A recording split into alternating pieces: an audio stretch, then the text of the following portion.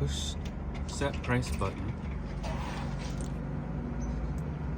hit button 11 to increase to the price that you want.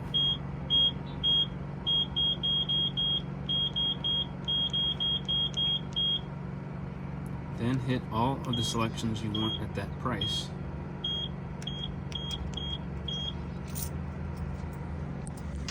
Then hold in the door switch for about a second and let go until that red light comes on.